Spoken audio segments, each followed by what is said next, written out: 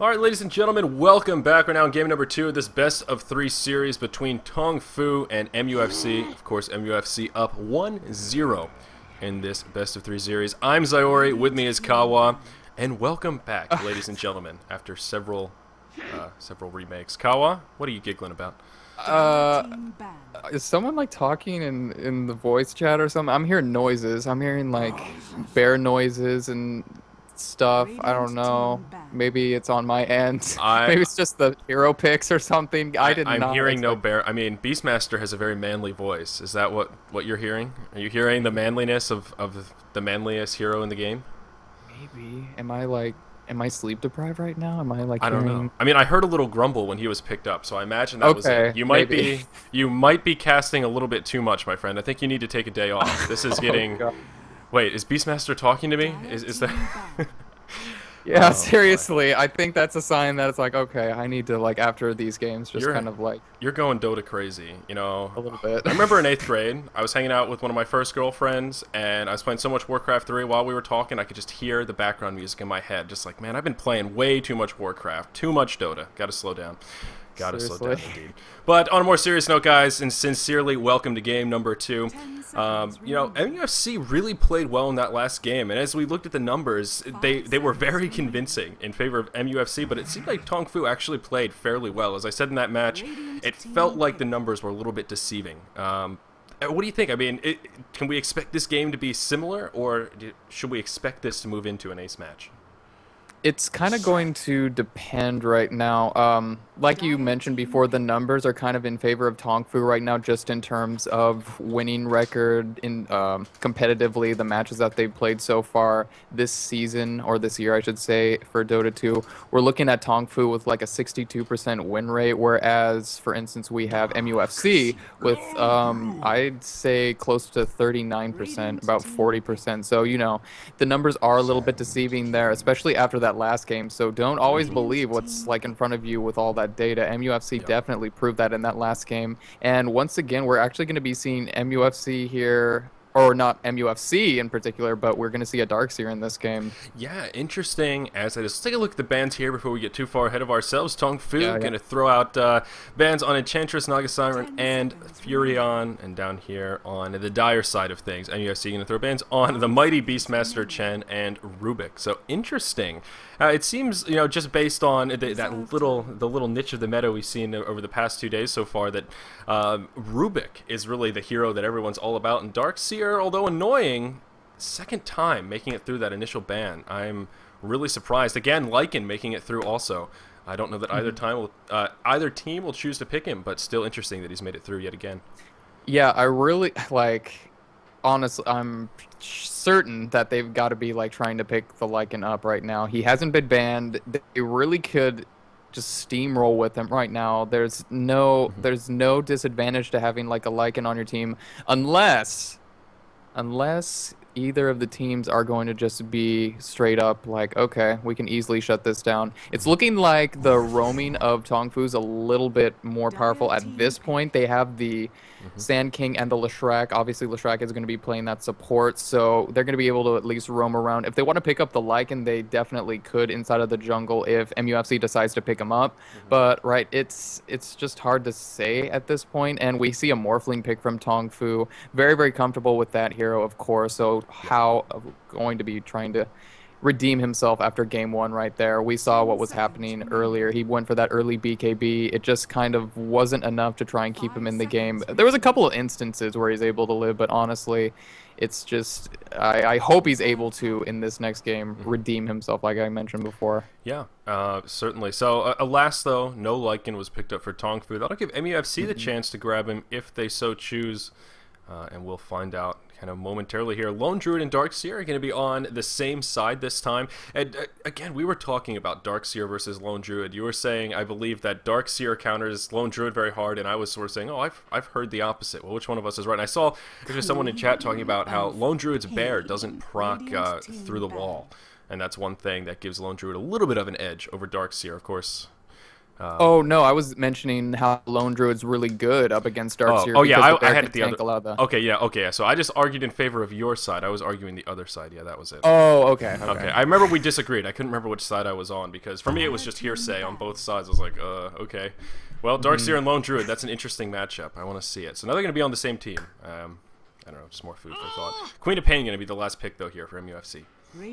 Yeah, and we just continue hearing those random noises coming out from both teams. Windrunner here just deciding, oh, okay, well, I guess she's not going to be in this game in particular. Tidehunter actually banned as well. We haven't seen a lot of Tide picks here in the competitive scene lately, not just in the Asian scene, but also the European one. I'm kind of surprised by that, but honestly, TongFu, knowing full well that MUFC does enjoy picking up that Tidehunter, I believe it was, who was it? It was Net. Net is actually very, very comfortable playing as that Tide, so they're just going to take him out right there. A really good initiator and just honestly all-around team fighter. Not going to be in that game. And then we actually forgot to mention here the Queen of Pain picked up here for MUFC, so that's actually a really solid one for them. They're going to be going to town inside of the middle lane, depending on whether or not, actually it's hard to say.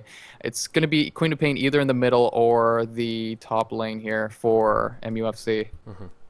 Yeah, I mean, yeah, that's probably true. I would imagine. I mean, either Lone Druid or Darkseer can play that suicide role. No, I imagine they'll probably want to throw Lone Druid in the mid lane, just because he did so well in that last game. He was one of the driving forces that made that win possible for MUFC. Bans are going to finish up, though. Enigma and Broodmother going to be the last two bans. Certainly makes a lot of sense there. But Brewmaster going to be picked up yet again, though this time on the side of TongFu. Yeah, it's going to be... this is kind of tough to look at, though. We've got two heroes here on TongFu already that require I wouldn't say a lot of farm, but more farm than, for instance, Sand King and Leshrac to become useful. Brewmaster obviously going to need to try and pick up that Blink and Ag Scepter before he's able to be extremely useful in those team fights. He can still get in there. He can still, try and initiate with his ultimate and all that, but it's just way more reliable, way more efficient to try and get actual kills when he has those core items of his. But, it's kind of weird here for TongFu to be picking up the Morphling and the Brewmaster. Hopefully we'll be seeing Leshrac and Sand King try to help them out, either roaming or otherwise with probably a defensive trialing. Offensive, it's kind of going to depend what their preference is going to be. It's kind of hard to say in terms of what lane they're going to be doing there. But honestly, yeah, I think right now that MUFC's lineup is a little bit favorable considering that they're going to be able to kind of work around those two carries of TongFu. And there it is, Venomancer going to get picked up, and he was one of the heroes that I was sort of toying around with in my head. It's like, he made it through, and he's been banned quite a bit, and he's going to work very nicely to slow down a little bit of that mobility with all of that slow he brings to the table and all that dot DPS. I don't know. I mean, what's TongFu going to do with this last pick? Wow, they didn't have to think too hard about that. Invoker going to be picked up to complement this roster. A nice, interesting pick, and I think he's going to fit in very nicely. Definitely. Moo is going to be picking him up. He is Moo's kind of signature hero here, and we're probably going to be seeing him go into the middle lane right there. I'm pretty much thinking that Invoker obviously going to be heading into the middle lane. We might see that kind of swap around with Brewmaster depending on whether or not he's comfortable with that pick. We have the Venomancer also for MUFC, and that's going to be pretty solid. A really nice defensive support, going to be able to just kind of defend against any pushes. The Leshrac trying to do damage with that Edict, not really going to proc off anything with those wards and everything. I just want to see how this is going to work out here with the final pickup from MUFC. What would be the best course of action for them in this team comp? I'm very curious. We're going to find out pretty quickly here. It's going to be a Tiny pick. Wow, very interesting. It's been a while since I've seen a Tiny, so this is going to be quite exciting. What do you think about Tiny as a 10th pick here for Game 2? I think it's pretty solid. He's going to be able to probably roam and try and gank a couple of those lanes. Too Fucking Good is going to be the one who's going to try and play him in particular. Or Nick. Oh, it looks like actually Nick went for him, so that's kind of cool. A little interesting. I thought that it was going to be Too Fucking Good to pick him up, but I was a little bit wrong there. Interesting. Yeah. Should be interesting indeed, and that makes me wonder exactly how they're going to lane this. Let's go ahead and introduce the rosters here. We do have TongFu over on the Radiant side. We've got Hao playing Morphling, San Shen playing the Leshrac, Kaboo on Sand King yet again, Awoke now going to be on the Brewmaster, and we see Mu playing that signature Invoker, as you mentioned. Yeah, and on MUFC we have Net here, going to be playing Venomancer. In the bottom lane we're going to be seeing Sharky. In the top lane, we're going to be seeing Nick playing Tiny. And Ling... Wait. What? Did I just completely botch that? It looks like Ling is on the Darkseer. And then, yeah, Lone Druid's going to be played by Sharky. Okay. Yeah, and then WWK on the Queen of Pain here in the mid lane. Very nice indeed. So, yeah, it looks like Tiny going to be up in the close lane, or at least, well, that's what he was considering, but still some lane shuffling going about.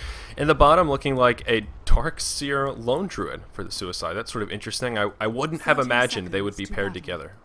Yeah, usually you're just going to be seeing the Darkseer kind of Suicide. He's going to be filling that role in very, very nicely to go up against any of those carries that are going to be going into the bottom lane, particularly going to be, I think, the Morphling or the Invoker, kind of depending on what they want to go for, what their preference is. But, you know, it's just with that Lone Druid, it's going to provide that extra damage, that extra threat, looming threat in that lane. So, kind of solid. I like it. I like it. Yeah, definitely. It's just a little bit interesting. You're going to see the Rune pop bottom. It's going to be an illusion. I think we'll see Tiny pick that bad boy up. And we'll see what they do. They're all going to head to the bottom lane and possibly make something happen. It's going to be a 4-on-1 down here, as we see Mu on that Invoker is coming into the lane. He may be in a little bit of trouble here. They're going to cut the lane off, and he needs to be very careful. Looks like they're going to reveal their strategy just a few seconds too early, and Mu is going to move to the side. But unfortunately, they are going to cut this lane. So it looks like MUFC is going to do this 4-man instant tower kill here in the bottom lane, and then rotate appropriately after this early lead, and we'll see how well this works. I mean, with the Illusion Rune as well as the Spirit Bear, I think they're going to be able to take this tower out pretty quickly. Glyph already going to be used. What a nice strategy here from MUSC to start things off. Yeah, this is going to be really nice for them if they're going to be able to pick up this tier 1. We have Mu kind of rotating into the middle lane right now, just trying to set something up onto WWK, but she obviously is going to be able to kite through this. She has the blink available to her right now, and we see in the top, a little bit San Shen and Kaboo trying to position themselves to get the gank. Yep, they're going to come in from behind. Oh, and WWK needs to be very careful. He's going to be able to blink back in time, and he should be able to survive this no problem. Tower down here in the bottom lane. It's going to fall at just about that 120 mark. And, yep, down it goes. Darkseer going to be the one to actually pick up the last hit. So we'll see these guys shuffle around here and probably head back to their appropriate lanes. But we've seen this strategy before, and man, can it work like a charm. So far, they're off to a hell of a start. Yeah, that is going to work out great for them. Economically, they're looking so solid right now, and honestly, Awoke kind of having to rotate here, try and set things up. But it's tough, man. They're still down here right now. All 4 of the heroes right now. What are they going to do to try and defend it? Honestly, Hao and San Shen up in the top lane going to try and put on a little bit of pressure of their own onto the tier 1, but honestly, they are already at the tier 2 right now, chasing Awoke back behind their tier 2. Yeah, Awoke going to be pushed all the way back, and there's just nothing he can do this early on. I mean, how is he going to defend this? He's such a low level. If he hops in there, they're just going to obliterate him. The creep wave going to get nuked down, and unfortunately, the Leshrac Morphling duo isn't particularly competent at pushing. I mean, they're not bad. Leshrac's a great pusher once he levels up that Edict, but at level 2, Leshrac's pushing power is not even close to that of a hero like Lone Druid. And with these 4 heroes down here, it's looking like this tier 2 is going to fall reasonably quickly. Another creep wave, and that'll be all she wrote. Seriously. And wait, did you mention who was the hero that you mentioned with Leshrac again with the pushing? Oh, they actually have a TP going on right now. Avalanche as well. There goes a follow-up Burrow Strike. Waveform gonna do so much damage. Wow, beautifully done by Morphling. He's going to pick up 1 kill. Well, Sand can't pick up the kill, but he made it happen. And they're going to try and finish off Sharky here. He needs to be very careful. He's going to make it out. Darkseer, though, may not be so lucky. Yeah, he's going to go down. Morphling's going to be able to pick up that kill. Very nicely done by TongFu. Not only getting that first blood, but now moving ahead 2-0. Unfortunately, that tower range just slightly, or that tower just slightly out of deny range, pardon me. So that would have made it just a little bit sweeter, but to see that much damage on a tier 2, still, the damage has been done. And Invoker going to get taken out. Yeah, very, very close, too. Yeah. Oh, yeah, sorry. I did miss that kill. Looking at the tower HP, but yeah, WWK going to be able to pull ahead in the mid lane. Which is really cool. She was just able to pick up that bottle, too. So already right now, the middle lane is looking fairly nice for MUFC. Looks like WWK in the lead right there. And actually in that little team fight in the bottom lane, it looks like, I was going to say, he kind of made the ultimate sacrifice right there. I believe it was, who was it? Was it Darkseer? I believe, who just kind of was like, nope, we got to let Lone Druid just continue to stay alive here, and Morphling got that last hit, so that was kind of nice of them. Yeah, very friendly. It's good to see some friendly Darkseers here in this day and age. You're exactly right, though. I mean, that is sort of what he did. Lone Druid was like one hit away, and he just turned and said, okay, take me, just leave me, guys. I'm done. Just keep my Druid alive. But they have rotated around, and now we see this kind of pseudo tri-lane is moved up to the top lane. You see Darkseer, Pebbles, and, oh my gosh, Tiny, and Venomancer here moving up to the top lane. Sort of a 3-on-3 now, actually, try-on-try. Yeah. And I'm confused as to why, I guess Ling going up into the top lane here would make it really difficult for Morphling how to farm, and I would agree with this, especially since the bottom lane got so pushed in. We see Lone Druid in there just farming inside of the jungle, so he's going to be able to apply a little bit of pressure to Awoke, but honestly, it's looking like most of the attention here is going to be focused here on that Morphling, on Hal's Morphling right here. Yeah, and as it should be, he's leading the lane farm right now, sitting 23-2, so he's off to a hell of a start. And Tiny is only 10-2 at the moment, which really isn't so great. He's sitting at level 2, so he's doing all right. He's hanging in there. What can we expect to see this Tiny do? I mean, I have very little experience with Dota 2 Tiny meta. I mean, is he generally in sort of a tri-lane? Is he a solo hero? What can we expect from him here in this match? Right now, I'm probably going to guess that Nick is going to try and do a little bit of roaming to try and do some ganks. That's pretty much his role in these. He can actually do a combo. The Avalanche and Toss immediately will just like one shot, I guess you could call it, a hero that's squishy, such as San Sheng, as Kaboo. I mean, that's pretty much what we're going to try and see Nick trying to do in most of the fights here early on. I mean, once he gets a couple more levels in it, it's just going to be going down. We see an Edict on the tier 1 tower up top, which is really solid. So they're just kind of making headway in terms of trying to pick up those towers, just trying to close the gap economically. So I just want to see, like you said, how Nick is going to approach this situation right now. It would be great if he kind of just roamed around, tried and help out the middle lane, especially against Moo. Yeah, he's going to get caught, though. He's going to take kind of the wrong path in the jungle, and there's not going to be much he can do. Yeah, he's going to fall. Lesh going to be the one to pick up that last hit. Very unfortunate for Tiny right there. Sort of just some bad luck wandering into his opponents. Ling going to get aggressive here, though. He's going to try and do something on San Shen, but he's going to have to turn around as you see Morphling on his way in. Venomancer coming in as well, but they are just going to clear up some of these creep camps. And yeah, you know, I'm starting to worry, though, that Tiny is just going to be so underleveled. I mean, he's sitting only level 3 right now. The only person in the game lower level than him is that of Venomancer, who's sitting level 2 right now. So, I mean, the problem with Tiny is he can fall off pretty quickly. I mean, he certainly is I would consider him kind of a mid-game snowball carry. You know, in that mid-game, he can kind of carry pretty nicely and use that farm to transition into a nice late game. But that's sort of all dependent upon him having a decent early game.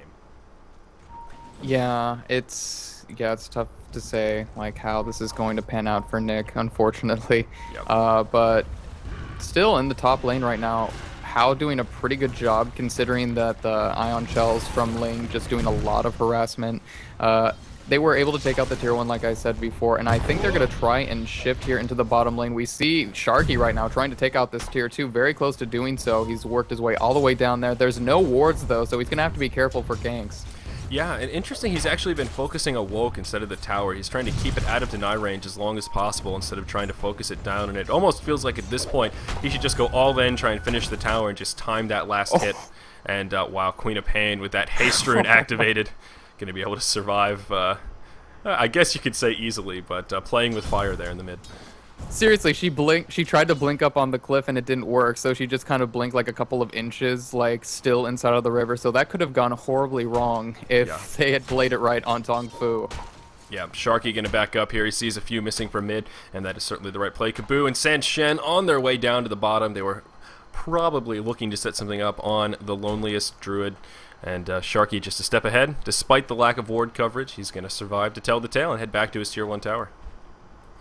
Right now, it just seems like TongFu, all they kind of have to do is just allow MUFC to kind of come into their lanes, and it seems like they're doing a pretty good job here early on, especially Awoke here, without any kind of any kind of harassment with that rotation into the bottom lane. He's doing a great job with all of his CSing, just kind of bringing himself back into that game right now. He's at 29 and 13 CS actually. So Lone Druid and actually no, Sanchen and Kabu going to be trying to set something. Oh no, I just made a blunder once again. I thought they were on the other team. I thought Kabu and Sanchen were going to be on the Dire team there on MUFC. My bad. Yeah. My bad. The position in the trees right there is just kind of suspicious. I was like, wait, what are you doing? Yeah. Oh, they're gonna set up for, you know, the lone druid to come in there and just kind of gank him. Oh, the loneliest druid. May see Hal in a little bit of trouble up here. We'll see where Venomancer goes. Venomancer's going to walk right into him, though, and this could be sort of an interesting exchange. Net's going to run for it. He needs to be a little bit careful here. Hal's level 7. He is only level 3, and wow, look how fast Morphling took him down. The waveform just doing too much damage. Wow, actually Invoker the one to pick up the kill with that Sunstrike, but still nicely done by Morphling. Yeah, I'm still confused as to why Nick is like, well, okay, this makes sense. He is really underleveled right now, so I could understand how he's trying to farm to try and bring himself back in this game level-wise, but you know, you really got to be, I think his best advantage in this particular setup in this game is just going for, you know, that kind of roaming slash gank. He's going to be able to pick up a couple levels, though, and then probably going to be able to do it, so I would understand his sentiments if he's trying to play it a little bit more safe. Inside of the bottom lane, the Bear's taking a lot of damage from Kabu and Sancheng. And there goes the, yeah, he's going to TP it back. Yeah, going to be able to survive. And with the Bear, is there a cooldown on if he takes auto attack damage, kind of like a Blink Dagger to port the Bear back? Or can you just port the Bear back anytime? You can just pull him back, no problem? Yeah. Ah, okay. Alright, I see. I understand. Yeah, that's good. It's good. Lone Druid's a good hero. Yeah, seriously, he's farming the Ancients right now. He's got his Tranquility boost, so just in case things go sour, he's going to be able to just kind of heal up, stay inside of the lane as much as possible. So pretty nice pickup. He's got 1,300 gold, still trying to go for that Sacred Relic, and as long as he gets it within, you know, I'd say maybe like 8-10 minutes, that's going to be a pretty solid pickup for him. Going to be able to do very, very well in the mid game. Definitely right. As we said in that last game, the earlier the better. Hold that thought, though, as up at the top. Ling's going to get caught. He's going to go down again. Invoker going to be one to pick up the kill thanks to that Sunstrike.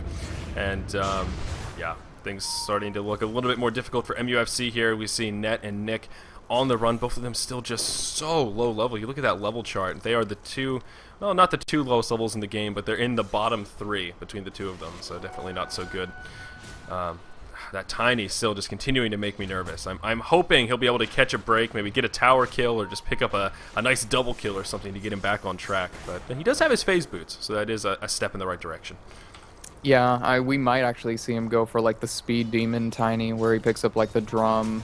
He's already got the phase, so that actually could be a huge possibility, as well as like an Agnum Scepter to just start to building Raze. So I think that's what's going to be the future of Nick's Tiny right now. You think he's just going to forego the Blink Dagger? Or at least the early Blink? Maybe. I mean, he might want some of that extra mobility, so we might be seeing that. It's kind of going to depend on his farm right now. And if he's going to be able to at least pick up some of these kills here, but right now, TongFu just kind of bringing the attention up into the top lane right now, trying to look like to do the opposite and gank him. Yeah, they're going to have a 3-man gank up here, and this try-on-try is now turned into a 3v2 as we see Tiny and Darkseer head for the tower. And oh my gosh, in that bottom lane, Brewmaster actually just soloed down Lone Druid. My apologies, ladies and gentlemen. But yeah, Lone Druid got taken out. Yeah, I wish I could like comment on that a little bit more, but it looks like just a little bit of a follow-through with Invoker to be able to do that Sunstrike and just finish it off. That Sunstrike, man, that is just so nasty, and it does a surprising amount of damage as well. Seriously, and the build of Mu right now, yeah, it's looking like he's going to be going for the Quas Exort. So Forge Spirit build here. I believe he's also going to be going for that drum since he has the Circlet right now. So looking pretty standard here for Mu. Just going to be looking to kind of pick up a couple more kills here just as soon as they present themselves. But still pretty much a presence inside of the middle lane trying to deal with WWK. Yep, absolutely right. And looking at the farm difference here, see WWK on that Queen of Pain, 59 and 15. Whereas Invoker sitting 51 and 17, so a pretty comparable mid lane, both of them farming reasonably well. Of course, Invoker kind of a hop and a skip ahead thanks to some of those Sunstrike kills and assists that he's been able to pick up. Still leading 6-1 now, 13 minutes in. Yeah, and yeah, we're not really going to be seeing him kind of move around at all. I mean, we definitely wouldn't be seeing him move at all if he went for the Quas Wex. That's kind of what you see typically as a safe build for the Invoker, but now that he has that actual Wex leveled up quite a bit, I wouldn't be, you know, hard-pressed to say, like, hey, he's probably going to be moving out here within the next minute or two, periphery of that amount of time, to just try and pick up some kills. Cold Snap going on to WWK right now. A lot of pressure.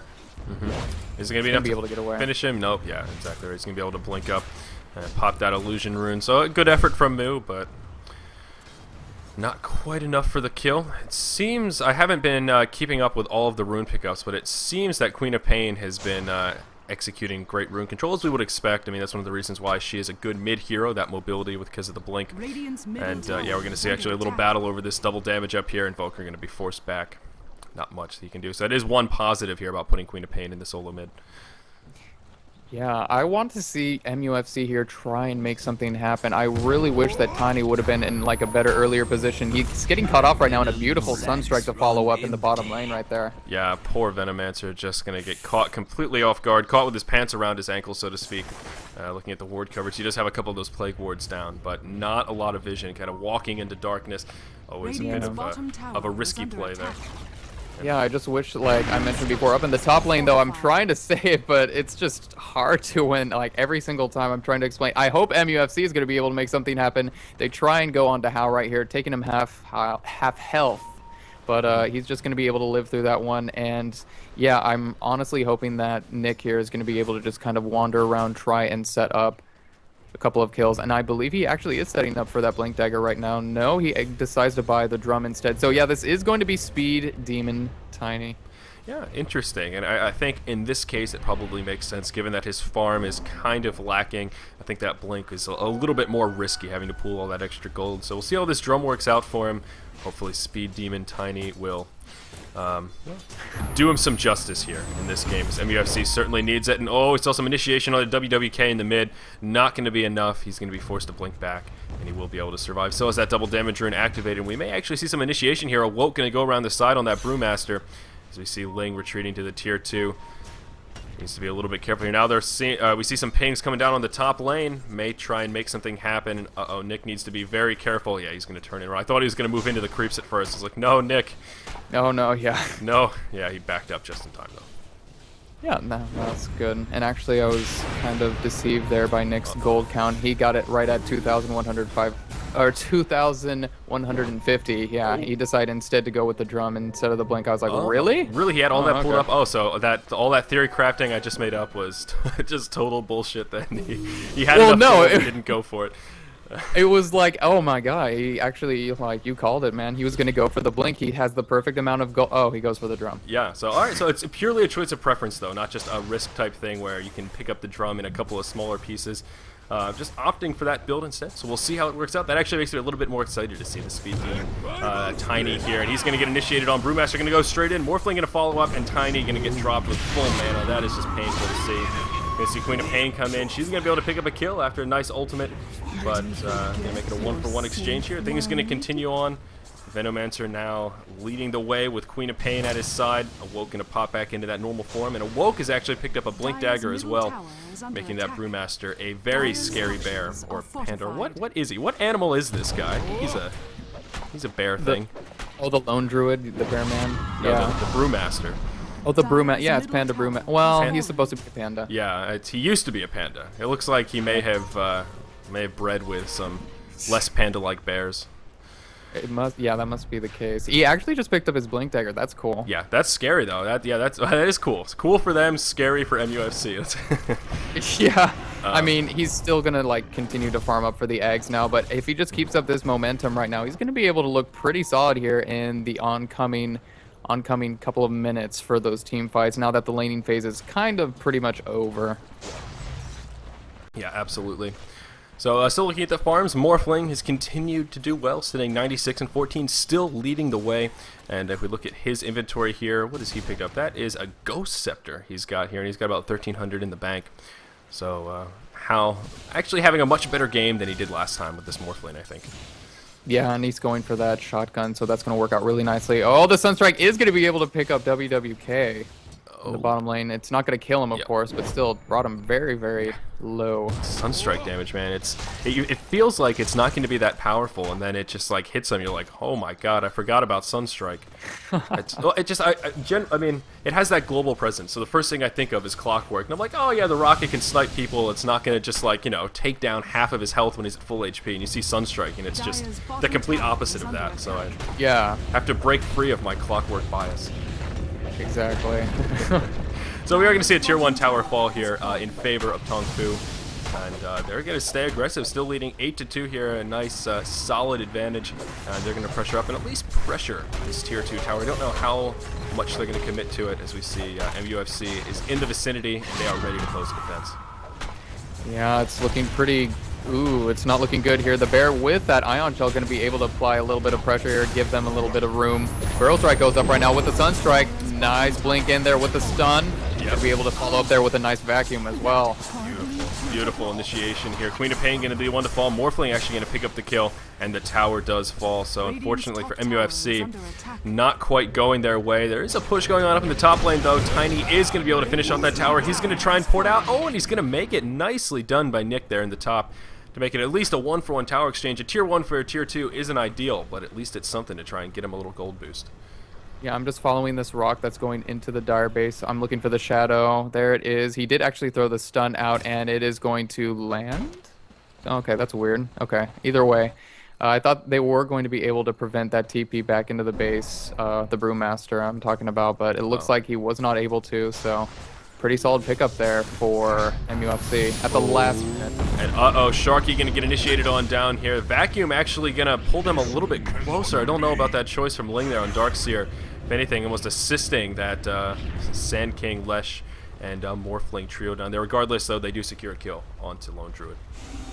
It's looking good so far for TongFu, just kind of bringing it back now. So this game, too, is looking really, really nice for them in particular. It looks like we have a... Oh, almost was able to pick up a kill on Hao. There's that combo going off, but just was not enough. The Morph going to be able to save him, and he's just going to TP back in the base. So, yeah, like I said before, Nick, I wish he'd done it a little bit sooner, but now that he was able to pick up a couple levels, he's going for his Ag Scepter now.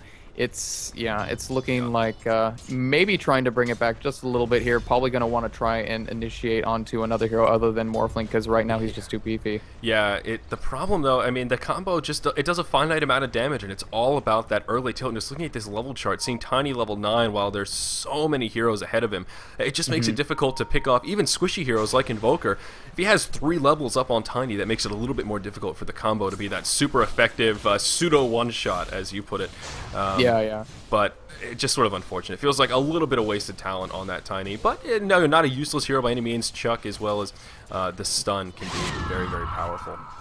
Yeah, we see how now with his Ethereal Blade. Yeah. Oh, Chuck. Yes. Toss and Avalanche. The words are just a little too similar. But toss. Yes, I'll correct myself. I need to just permanently have an asterisk tattooed on my forehead here. I actually like that name a little bit better, the Chuck. The Chuck. You gotta chuck him in there. Yeah, Chuck Avalanche. Chuck Avalanche. But what was I? Blah, blah, blah. Oh yeah, How right now with the Ethereal Blade. That's gonna be so good, especially against Tiny and Lone Druid in particular.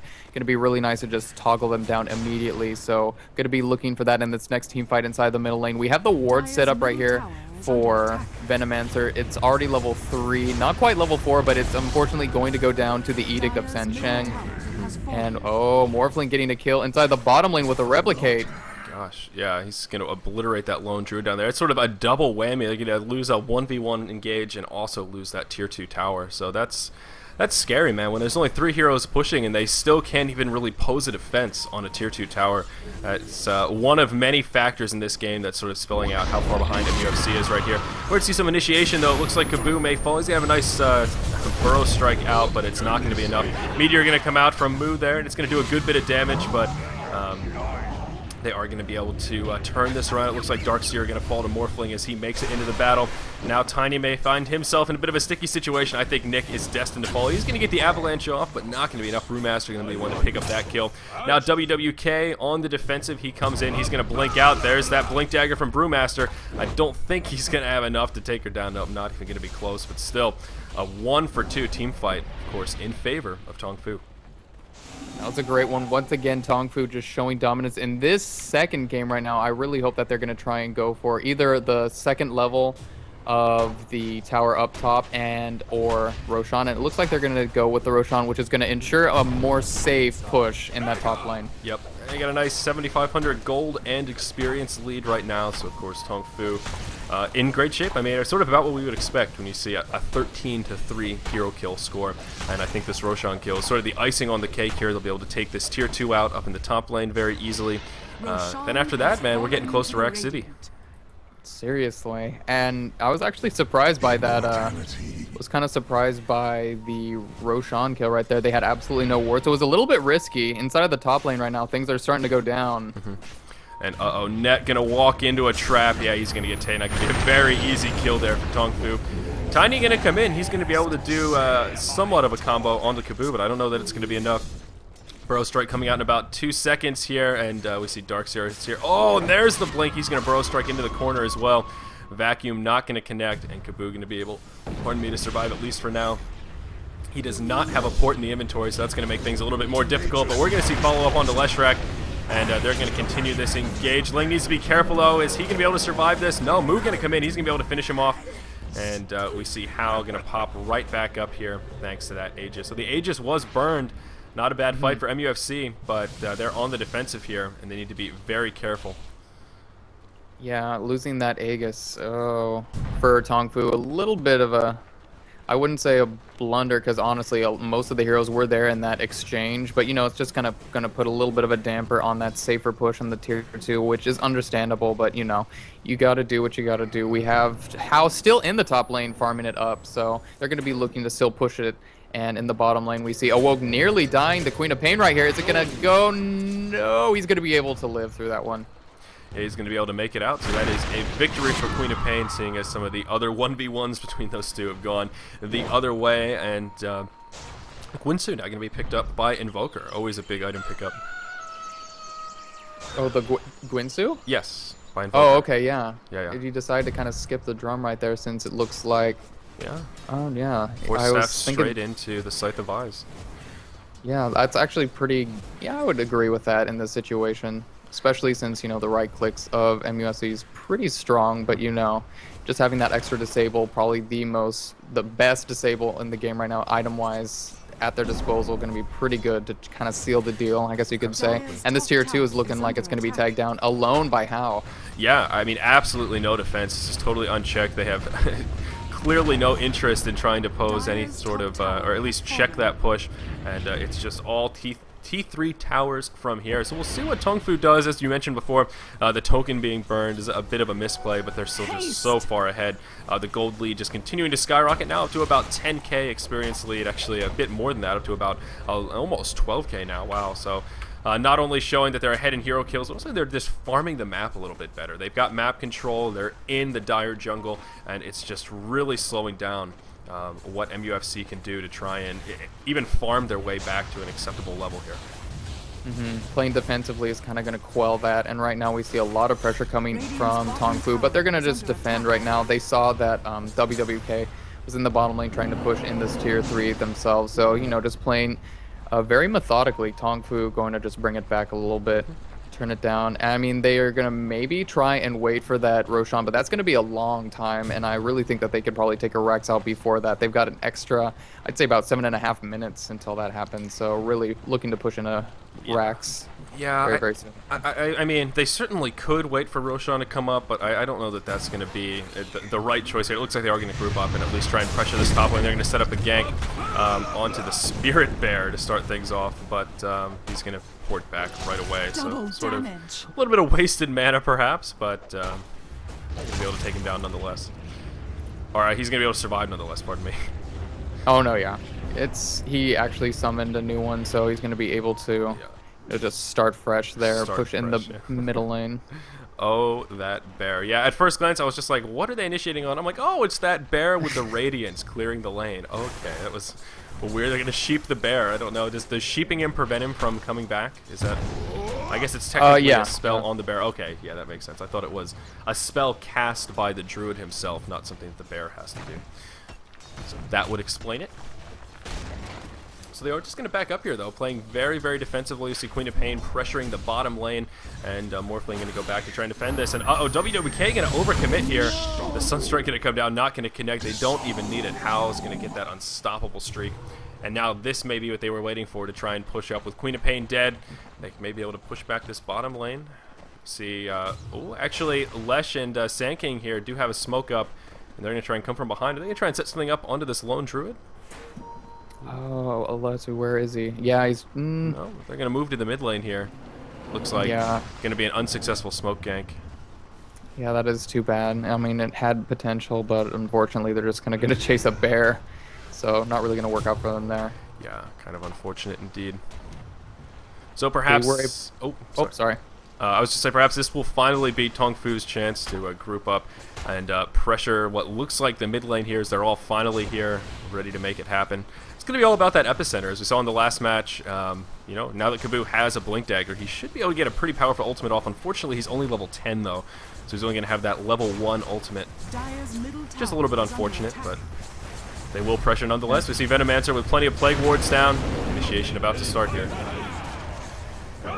So, looks like the bear going to take most of the damage. The epicenter going to go down, and it's actually not going to do that much damage. They're going to put a lot of pressure on the bear. A new one's just going to pop right back out. So a little bit of a wasted effort there. Darkseer going to drop the ultimate, a nice vacuum as well. And there's the toss. They really want to finish off this Sanshen. He's going to be able to survive. Now Sharky going to be in a little bit of trouble. How? Maybe overcommitting. Is he going to be able to survive this? He will. They're going to be able to turn it around onto Long Druid. He's going to be the first to fall. Lesh going to fall shortly after. Now Morphling going to waveform down. Beautifully done by Hao. Unfortunately, not going to be enough. Darkseer going to be able to finish him off with those illusions. That is the power of Darkseer right there. Those replicas just doing an absurd amount of damage. A beautiful defense from MUFC. The tower is still alive, and they come out ahead 2 for 1. That was really solid, actually. And it would have been great if Kabu would have gotten someone with that epicenter, but man, oh man, if you were watching the entire time, there wasn't a single pulse that hit anybody. So it was kind of like, oh no, Kabu. Yeah. This is Sand King today is just not looking as awesome as it has been in the past, unfortunately. He's going to be trying to go here in the top lane with Sansheng trying to push back this lane, but man, after that middle exchange, I mean, I hope MUFC is going to be able to keep up that momentum, just kind of wait patiently for TongFu to try and make a little bit of an overcommitment to the push and just kind of punish them for that. As we just saw, they got the 2-in-1 exchange, but even still, like, it's still going to be tough. I think that MUFC could try and make something happen. Maybe a smoke gank would be really, really good here, especially since Nick has his Agnum Scepter now. It's going to be looking really, really good with that. I just think it could be a possibility. Maybe they are going to be waiting for Ling to try and get up his, I believe he's going for a Bloodstone? He's got a vitality booster and a point booster, so yeah, I think he's going to be going for it. Probably, and that will be a huge item pickup as always, so perhaps that's what they're going to wait for. I mean, at this point, they very well may wait for Roche to come back up. He's coming up in a couple minutes here, so it's at that point where that last attempt wasn't so successful. Maybe we'll just wait it out and farm up, given that they do have map control. Again, looking at the site here, our Radiant team does have some nice aggressive wards up on the plateau, although it did just get countered by Venomancer, so nice heads-up play right there to get them back at least a little bit of map control. Yeah, and it's looking like Sangshen here going to also be going for a Bloodstone as well, not looking for a BKB, which is a little bit surprising considering that they have quite a few, well, not quite a few reliable disables on MUFC, and I actually am just kind of looking at that and thinking, like, this is kind of contributing a little bit to why these team fights are not going as well as they had hoped for. Like, the reliable son that they have on the team, which isn't even that great, is the Tiny. I mean, they've got, you know, the Entangle from Lone Druid that kind of is a chance thing, but honestly, there isn't really anything that they can have to try and just pin down any of the heroes on TongFu, whereas you have the Burrow Strike from Sand King, you've got the Split Earth from Leshrac, you've got the Adaptive Strike from Morphling, which really isn't, you know, that good, and then you have, you know, Cold Snap, you've got the Snare from Brewmaster. Like, it's the team fight of TongFu has just really been showing a lot, and yeah, it's just looking really, really good for them. And what we've seen so far, the 17-6, it's really kind of been because of those little things that have been making them get that huge advantage early on. Yeah, Tiny so far has just been, I feel like dead weight is a little bit too harsh of a term, but he's been a pretty hefty paperweight this game. I mean, he just hasn't been able to do too much. He's sitting 2-3-2, and it's just sort of unfortunate. If they had a little bit more of a more powerful initiator or a sure stun, that might have helped them out a little bit, but we'll see. One of the mistakes that it seems TongFu's been making is they've been putting a lot of effort into focusing down the bear, and as far as I've been able to tell so far, it's really been unsuccessful. They get him a little bit low, and then Lone Druid just pops another one out at full health. And I mean, why? Do they just think they have enough damage to nuke down the bear fast enough, or it just seems like an odd choice? I don't know I've ever really seen someone do that. Well, pretty much. I mean, he's the one threat to their team right now. I mean, he wasn't able to farm up hit weight. Well, actually, let me double check here. Where is his bear? Yeah, I mean, he was able to pick that up, which is really good. He is like the only threat that they have to worry about right now, and they're just kind of focusing him. And he is 0-4. Right. He's 0-4 right now. So I mean, focusing the Druid himself is fine. It's focusing the bear that I don't quite understand. To start the fight off with, okay, we're going to drop everything on the bear and try and nuke him down. Because that's what they did in the beginning of that last team fight. That Epicenter railed the bear, and they used I think they might have hexed the bear again as well, but still he survived with maybe 10% HP, and boom, full health again. It's just, it's an odd choice to me. That's kind of all I'm pointing out, I suppose. Yeah, they're just kind of hoping for the fact that the bear summon is on cooldown, so as long as they take out the bear, that the Lone Druid has to play extremely defensive, which is not, you know, not something that MUFC want. They want to be offensive. The bear kind of provides a little bit of control in those team fights, so just focusing him down and just hoping that, oh, we really hope that he summoned that earlier, so he has, like, you know, that 2-minute cooldown. They're going to be able to, like, do a lot of damage. Yeah, and that's definitely true. I mean, if the bear's on cooldown, that kind of cripples the hero, especially if the bear has a Radiance in his inventory while he's dead permanently. That's a big deal. But I suppose you're right, it is a bit of a gamble if you haven't seen the last time he summoned the bear. Still, just something interesting to point out. That last team fight, it seems like one of the many factors that allowed MUFC to be able to fend that off and keep their tower alive. So MUFC, though, then, they are turtled up in their base. They are anxiously awaiting the inevitable push into their base. Roshan is back up, though, and I think there is going to be a battle around his pit coming up fairly quickly. We do see a ward down for our Radiant team. The Dire, though, I don't think they have any vision of the Roshan pit, and they do not. They have a ward down here in the bottom lane, but that's not going to give them much coverage in the danger zone, so to speak. TongFu, though, they don't seem too interested in it. They're just going to move up, looking like they may try and pressure this mid lane yet again. And that's surprising. I really think that they're going to want to try and go for the Roshan first because, you know, it's just going to ensure a Rax pretty much, especially with, you know, the Brew... Nah, I wouldn't say the Brewmaster. Probably How going to be wanting to pick up that... probably going to want to pick up that Aegis, and it looks like they will go for that there. Yeah, they are going to back up after all, so you know, our concerns were dealt with, and they're going to make, in my mind, kind of the right choice here. I mean, there's just no reason not to go for the Roche. They know how turtled up MUFC, or maybe they don't know, but they have an idea at least that they're all turtled up. They're not in any of the lanes, and it looks like this is going to be a free Roche kill, absolutely unchecked by MUFC. Yep, and their ward vision going to be able to just provide a little bit of extra protection there. We see, yep, How going to be able to pick up that Aegis, and we are going to be seeing that push happen momentarily. Yep. Yeah, they're going to move into the mid here. Like you said, yeah, the Aegis is going to be on Morphling, and that is going to make him extra scary. He now has his Manta style as well, so this push, well, is going to be deadly. It's going to be hard to deal with. Is there a glyph up? There is a glyph up, which is certainly, well, one positive here. Glyph going to be used just about right away. We see the Plague Wards chipping away at the illusions, doing everything they can. The Forged Spirits being slightly more effective tools, I think, here. Tower falls, though. Racks are exposed. And both teams playing this very patiently. Neither side really too eager to overcommit. TongFu seems pretty happy with that, though. They'll chip away at this Rax. Tiny going to go in here. Looks like the initiation may be here. Yeah, there it is. Darkseer going to go straight in. Queen of Pain going to follow up as well. Very chaotic team fight. Still no one to go down. And it looks like TongFu going to start pulling ahead. Yeah, there it is. Tiny and Darkseer are going to fall kind of in tandem here. Lone Druid looking like he's going to fall shortly after. Down he goes. This Morphling still alive. Still has the Aegis. That's going to be a 3-for-0 exchange. Looks like the buyback was used on that Queen of Pain. Just to be able to pick up a kill onto Invoker. But I think these Racks are going to fall here, Kawa. It's starting to look more and more rough for MUFC. Yeah, and that was, I gotta say, a beautiful epicenter from Kaboo.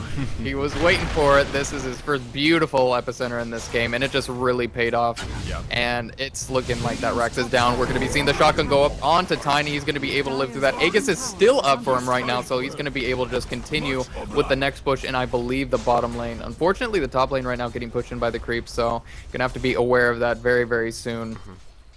Yeah, definitely right, and I reckon they're going to just regroup here and probably push back that tower, and they might as well just pressure that top lane next. It kind of makes no difference, though they do have a ward up here on the plateau, so it's going to give them a little bit of an edge, and I imagine they'll kind of do that momentarily here once they regroup, heal up, and you know, go shopping to spend some of that hard-earned cash. Yeah, I liked how WWK there in the top lane just before that huge team fight was able to push in that lane, and I think that's really what they're going to have to do to try and make some form of a comeback here. I mean, it's really difficult. It's 21-7. Economically, it's past 15k with the gold, 20k with XP, but even still, if they can try and make something happen to keep those lanes from where TongFu is going to be pushing, that's going to give them a little bit of extra edge. They're going to be able to at least defend against the push. We saw them do a pretty solid job. Darkseer with a pretty nice wall. He has a BKB, a pipe up. There is a smoke going up right now inside the jungle, so they're going to try and make it happen onto Mu. Are they going to be able to seal this off, though? And, oh, there's the toss. Venomancer are going to go straight in, and I think that Gale actually missed. Yeah, it did. And Invoker going to be able to survive very easily. It's going to get turned around on, though. Oh, no, this is a smoke gank gone wrong. The Meteor going to come down to a lot of damage. We see Ling in the middle of the mix, somehow still alive. He's actually going to get his ultimate off, and they're going to be able to pick up the kill onto Leshrac because of it. We're going to see Tiny head for the hills. He's going to take out double tap now coming out in favor of Morphling. He's got that BKB on. He's got the triple kill, and this is just going to be a steamroll. I think we're moments from a tap out here. And yeah, there it is. The GG's coming out from MUFC. A 4-for-0 exchange in that mid lane. A noble effort to try and do something with the smoke, but unfortunately, just wasn't enough. And when you're pinned up against a wall, I mean, MUFC, that's what you got to do. It just completely failed, though, unfortunately. And the TPs from TongFu, like, that just sealed the deal. We're going to be going into Game 3 here. Both teams 1-1. Yeah, absolutely. Very convincing wins on both sides of the coin. Again, Kawa, I'm going to need that MVP from you here in Game 2. Oh, man, I got to say, Hao in this game definitely brought it back. He brought it back after what was very clearly not his best Morphling game in Game 1 of this series. Like, I'm really, really surprised he was able to get all of that farm. He was at 226, the most in the game, 11-1. Like, that was... He redeemed himself in this game, too. Absolutely, and you can see by the score there ending 11-1-8. Very impressive kill score to finish off the game. So again, guys, I'm Zyori. With me is Kawa. Thank you so much for joining us here at the Razer Mini Madness Tournament presented by It's Gosu. It's been an absolute pleasure so far. We're still in the round of 8, and we have the ace match of this best-of-3 series here coming up next.